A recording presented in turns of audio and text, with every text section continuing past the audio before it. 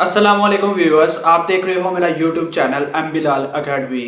मेरा नाम है बिलाल और आज की मेरी इस वीडियो का टॉपिक है फिल्ट्रेशन। तो अगर आप हो मेरे इस चैनल पर नए तो प्लीज़ मेरे इस चैनल को सब्सक्राइब कीजिए और बेल आइकन को क्लिक करना मत भूलिए। तो फर्स्ट करें, आपके पास कोई भी लिक्विड है और आप उसमें कोई भी सॉलिड को मिक्स करते हो तो दो तरह के मिक्सचर बन सकते हैं।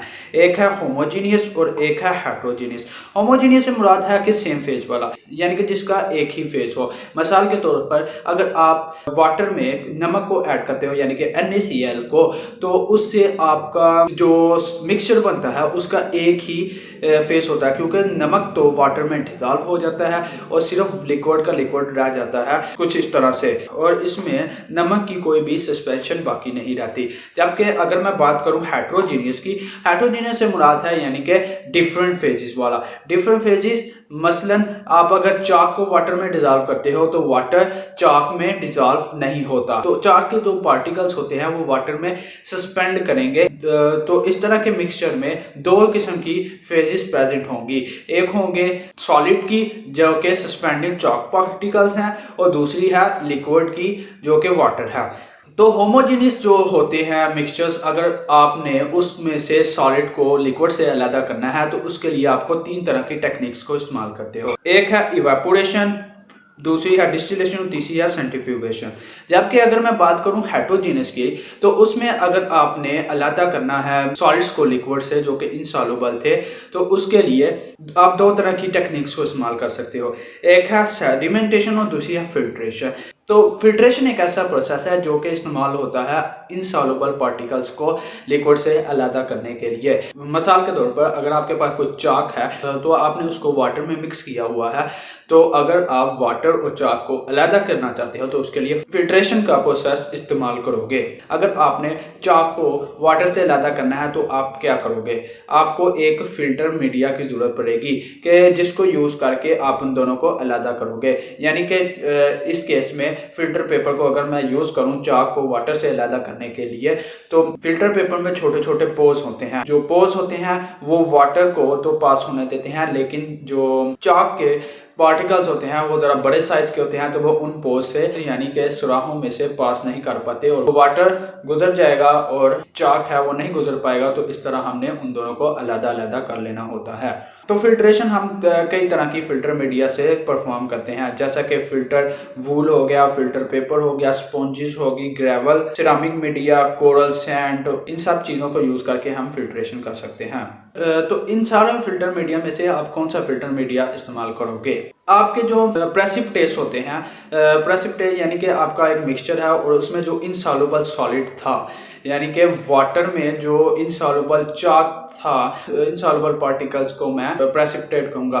तो प्रेसिपिटेट्स जो होते हैं उनकी नेचर वो हमें बताती है कि आपने कौन सा फिल्टर मीडिया इस्तेमाल करना है। अगर आपके पास वाटर है और सस्पेंडेड पार्टिकल्स उसमें चाक हैं तो उसके लिए फिल्टर पेपर आप इस्तेमाल कर लीजिए, तो वो दोनों हम अलग कर सकते हैं। तो nature of the precipitate determines which type of filter paper should be used. Filtration को करने के लिए दो आसान तरीके हैं, यानी कि या आप फिल्टर पेपर से कर लो या फिर फिल्टर क्रूसिबल को इस्तेमाल कर लो। तो पहले बात करते हैं filtration through the filter paper. ये आपके पास फिल्टर पेपर्स हैं। तो अगर आप फिल्ट्रेशन करते हो फिल्टर पेपर को इस्तेमाल करने से, तो ये एक स्लो प्रोसेस होता है। तो जो फिल्टर पेपर्स होते हैं वो डिफरेंट पोरोसाइट्स में आते हैं, यानी कि उसमें जो सुराख होते हैं, परफोरेशन, यानी कि ये जो आप दिखा रहे हैं, तो ये हो सकता है कि किसी फिल्टर पेपर में इतनी हो, किसी में उससे भी कम हो और किसी में उससे भी कम हो।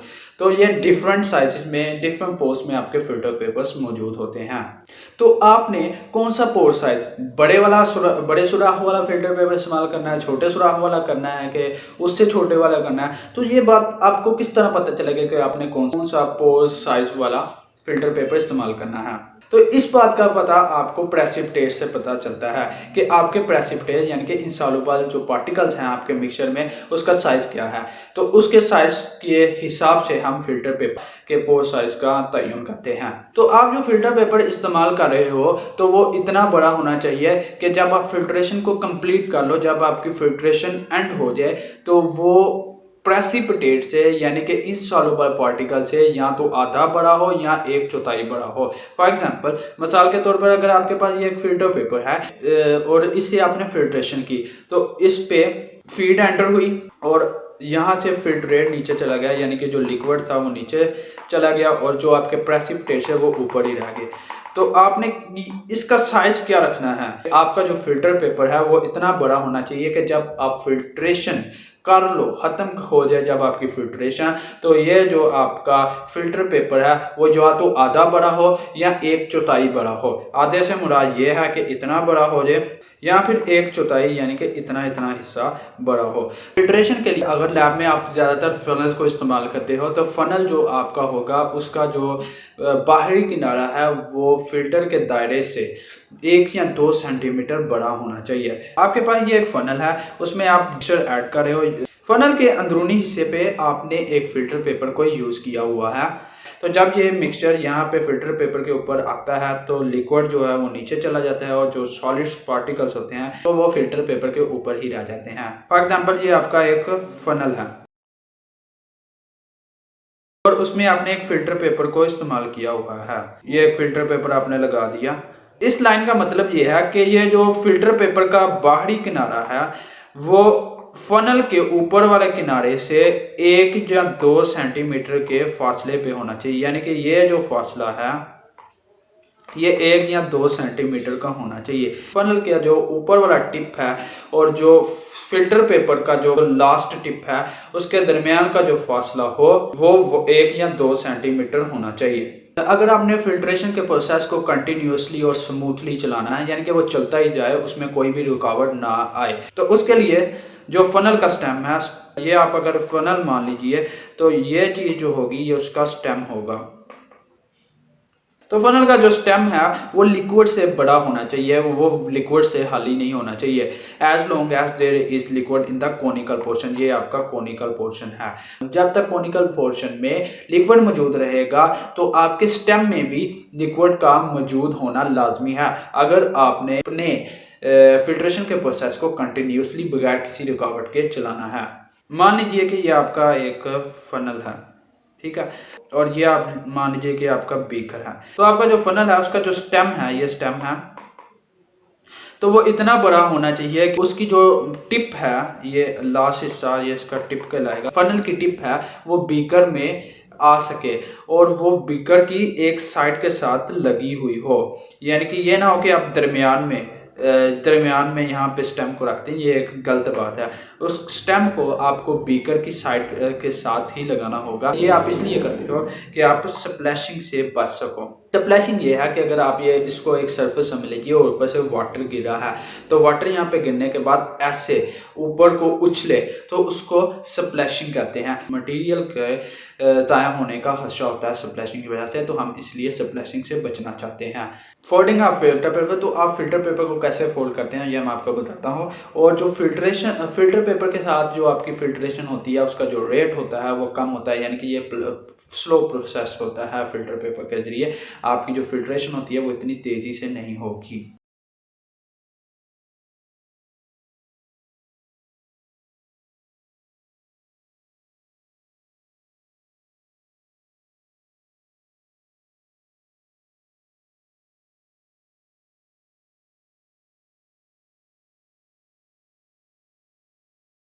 फ्लूइड पेपर फिल्टर पेपर ये है, अगर आप फिल्ट्रेशन करते हो फ्लूइड पेपर फिल्टर पेपर से तो आपका रेट ऑफ फिल्ट्रेशन इंक्रीज हो जाता है। उसकी वजह ये है कि फ्लूइड पेपर फिल्टर पेपर का जो सरफेस एरिया है वो ज़्यादा होता है as compare to simple filter paper. तो सरफेस एरिया ज़्यादा है तो मिक्सचर को ज़्यादा जगह मिलेगी फिल्टर पेपर से कांटेक्ट में आने के लिए। यानी कि अगर सिंपल फिल्टर पेपर में इतना एरिया है, सिर्फ इतना एरिया मिल रहा है मिक्सचर को, तो फिल्ट्रेशन का रेट स्लो हो जाएगा। लेकिन फ्लूइड फिल्टर पेपर में एरिया कुछ इस तरह से, सरफेस एरिया हम इस तरह से इंक्रीज हो जाता है, मिसाल के तौर पर ये मैं बता रहा हूँ। तो उसकी वजह से जो मिक्सचर है उसको ज़्यादा एरिया मिल रहा है फिल्ट्रेशन के लिए, तो इसकी वजह से आपका जो फिल्ट्रेशन है उसका रेट इंक्रीज हो जाता है।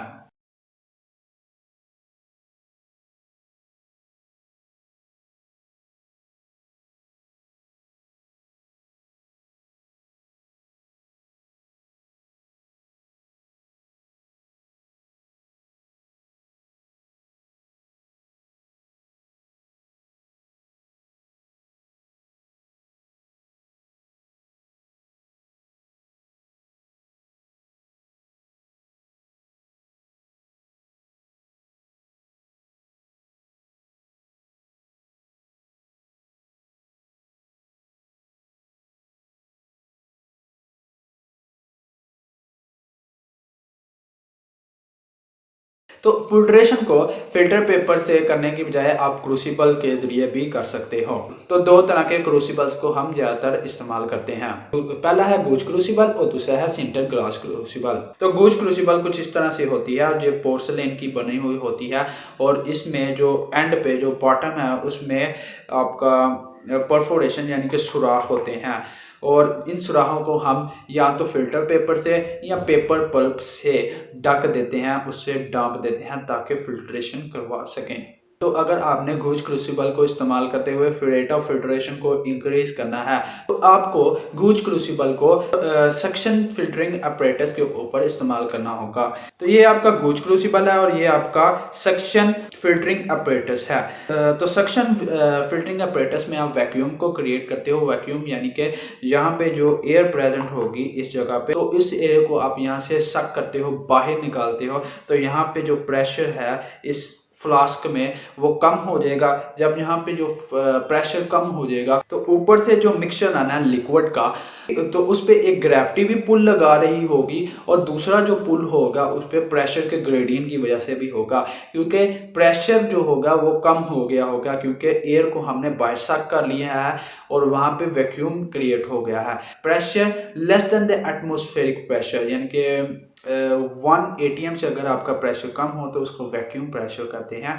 तो वैक्यूम हम क्रिएट करते हैं, प्रेशर को कम कर देते हैं। नीचे जो होता है यहाँ पे इस जगह पे प्रेशर कम होता है तो वाटर पे एक पुल लगता है और वो ज़्यादा तेज़ी से नीचे की तरफ आता है। तो इस तरह रेट ऑफ फिल्ट्रेशन आपका इंक्रीज कर जाता है। तो ये जो गूज क्रूसिबल है आपने इसको उस वक्त इस्तेमाल करना है जब आपके जो पार्टिकल्स हैं या प्रेसिपिटेट्स हैं जो आपके मिक्सचर में होते हैं उनको अगर आपने इग्नाइट यानी कि अगर उनको आपने जलाना है हाई टेम्परेचर पे, तब आपने गूज क्रूसिबल को इस्तेमाल करना है।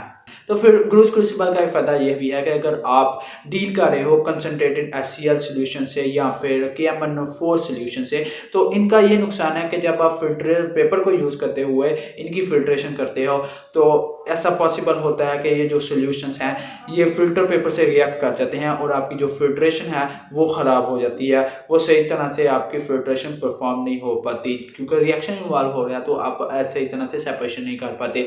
तो इसके लिए आपको गूज क्रूसिबल इस्तेमाल करते हो। तो गूज क्रूसिबल का यहाँ पे आप एक फ़ायदा लेते हो कि गूज क्रूसिबल का जो बॉटम होता है उसको आप कवर कर देते हो एस्बेस्टोस मैट से और फिर आप इस तरह के मिक्सचर्स को, इस तरह के सॉल्यूशंस को सेपरेट फिल्ट्रेशन से कर लेते हो। दूसरे नंबर पे आती है सिंटर ग्लास क्रूसिबल। जो सिंटर ग्लास क्रूसिबल होती है ये ग्लास की बनी होती है, ये पोर्सलेन की नहीं बनी होती। गूज क्रूसिबल पोर्सलेन की बनी होती थी, जो सिंटर ग्लास क्रूसिबल है वो ग्लास से बनी होती है। इसके बॉटम पे भी परफोरेशंस होते हैं लेकिन इसको बॉटम पे हम सील्ड कर देते हैं। जैसा कि इस पिक्चर में दिखाया गया है कि ये सिंटर ग्लास क्रूसिबल है और उसका जो बॉटम है उसको हमने फिक्स कर दिया है नीचे से, यानी कि सील किया हुआ है। तो बना बनाया ये आपको अपरेटस मिल जाता है। तो इसके लिए आपको कोई भी प्रिपरेशन नहीं करनी पड़ती, जैसे कि आपको गूज क्रूसिबल में एक प्रिपरेशन करनी पड़ती थी। वो कैसी कि आपका जो गूज क्रूसिबल था उसको आप सक्शन फिल्टरिंग अपरेटस में फिक्स करते हो। जैसा कि यहाँ पे दिखाया गया है ये आपका गूज क्रूसिबल था और नीचे से आपने सक्शन फिल्टरिंग अपरेटस से आपने उसको फिक्स किया। लेकिन सिंटर ग्लास क्रूसिबल में ऐसी कोई बात नहीं होती। आप बगैर किसी प्रिपरेशन के ये आपको बनी बनाई मिलती है, तो इसमें ऐसी कोई भी प्रिपरेशन आपको नहीं करनी पड़ती। उम्मीद करता हूँ कि आज के इस लेक्चर से आपको फिल्ट्रेशन की रियल वर्ल्ड में एप्लीकेशंस का पता चल गया होगा और आपको ये भी पता चल गया होगा कि फिल्ट्रेशन असल में होती क्या है और हम इसको कब इस्तेमाल करते हैं, कौन से मिक्सचर्स के लिए फिल्ट्रेशन को प्रेफर किया जाता है और कौन से मिक्सचर के लिए नहीं किया जाता और इसको किस फिल्टर मीडिया से परफॉर्म करते हैं। तो इन सारी चीज़ों को आपको मैंने आज के इस लेक्चर में बताया है। मेरे चैनल को सब्सक्राइब कीजिए और बेल आइकन को क्लिक करना मत भूलिए। अल्लाह हाफिज़।